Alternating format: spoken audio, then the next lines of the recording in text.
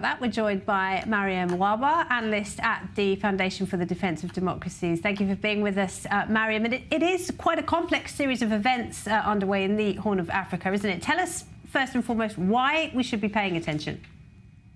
Absolutely. Great to be with you today, Laura. Certainly things are getting tense and complicated in the Horn of Africa.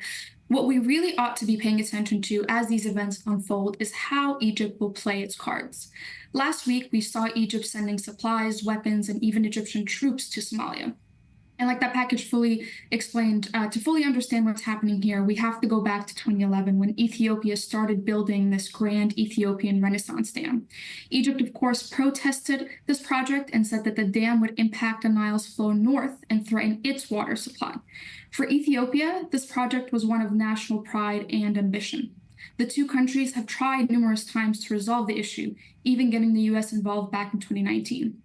Meanwhile, Somalia and Ethiopia have a dynamic of their own. Ethiopia recently recognized Somaliland, a breakaway region from Somalia. This move was, of course, seen as an attempt to bolster Ethiopia's strategic influence in the region and to gain a strategic ally against Somalia, to which has aligned itself closely with Egypt in opposing this dam project. Since then, Egypt and Somalia have grown closer, and Egypt sees opportunities in Somaliland to counter Ethiopian influence.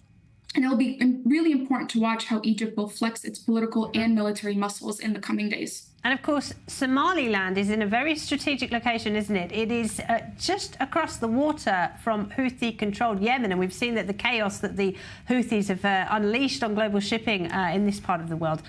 Could that be a factor in all of this? Absolutely. And we saw this on display fully with Ethiopia's recognition of Somaliland. In return for recognizing Somaliland's independence, Ethiopia will be able to lease coastal lands in Somaliland. In theory, this gives Ethiopia direct access to not only the Gulf of Aden, but the critical Bab el-Mandeb.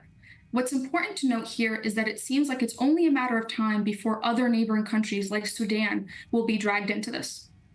It's a fascinating story and one which will have implications for us all in the region. Mariam, thank you very much indeed. Mariam Wahba there.